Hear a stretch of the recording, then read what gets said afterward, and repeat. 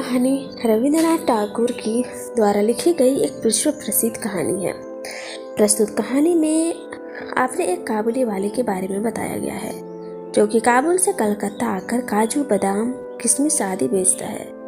लेखक की बेटी मिनी जी जो कि 5 साल की है उसके पास खेलती रहती है। मिनी बहुत ही बातूनी व चंचल लड़की है। वह काबुली वाले की झोली को देखकर डर जाती है। उसे लगता है कि वह शायद ही छोटे छोटे बच्चों को छिपाए रखता है। लेखक ने काबुली वाली जिसका नाम रहमत था को बुलाकर कुछ सामान खरीदा। कुछ दिनों बाद मिनी का डर रहमत से खत्म हो गया। अब वह मिनी के पास रोज की तरह आने लगा। मिनी को पिस्ता बादाम देकर उसके नन्हे दिल पर विश्वास पा लिया था। दोनों में कुछ बंधी हुई बातें और हंसी मजाक चलते रहते।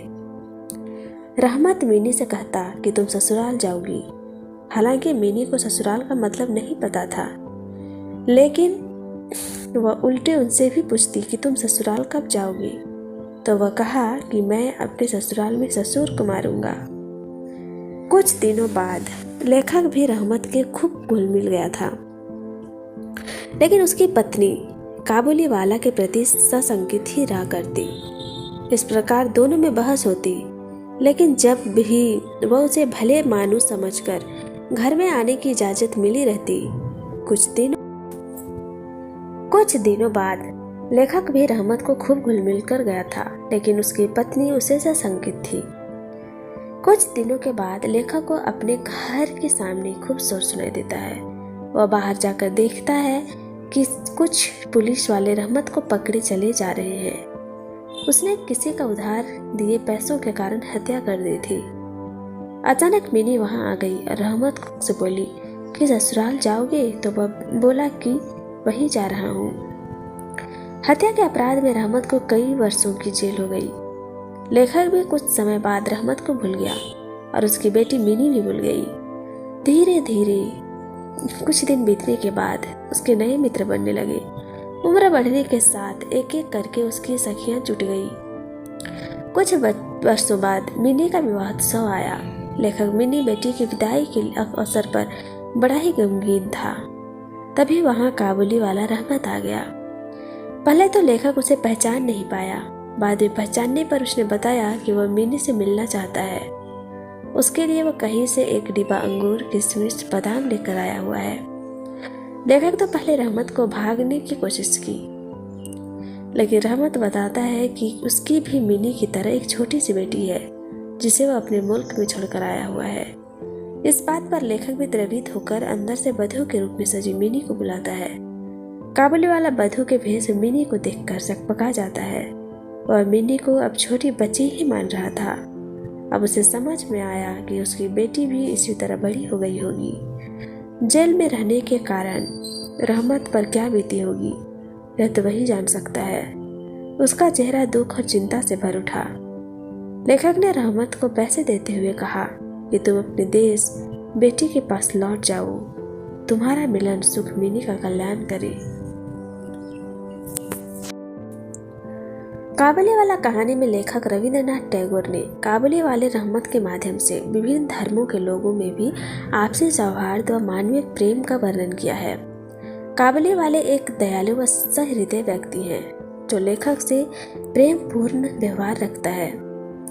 वह लेखक की बेटी में अपनी बेटी का प्रतिबिंब देखता है। वह मिनी से बिना पैसे लिए पिस्ता बादाम खिलाता रहता है और मिनी उसके अच्छी दोस्त बन जाती है।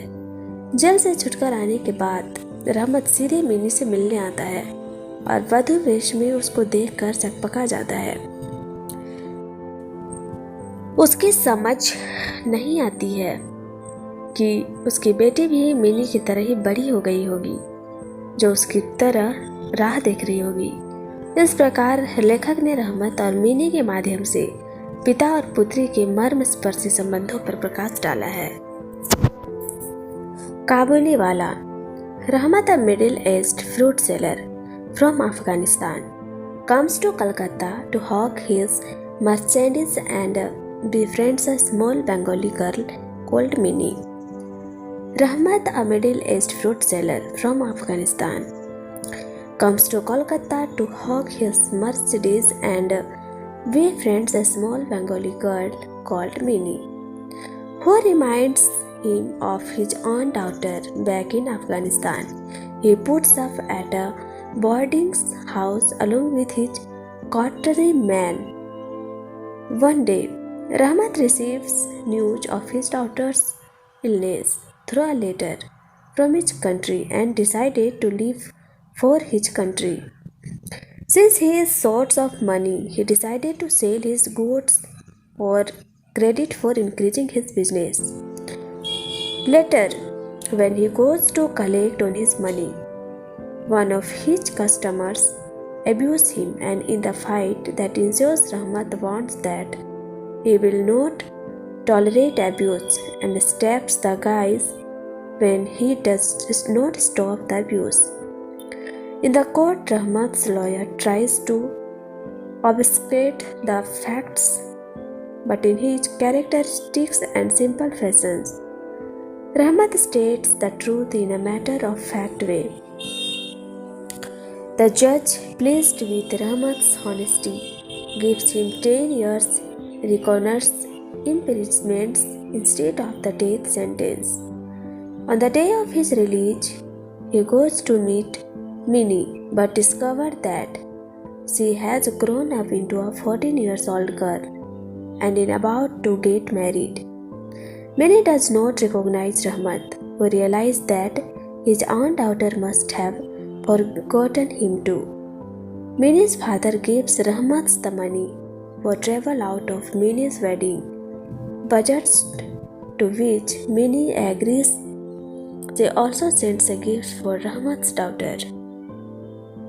Thanks for watching.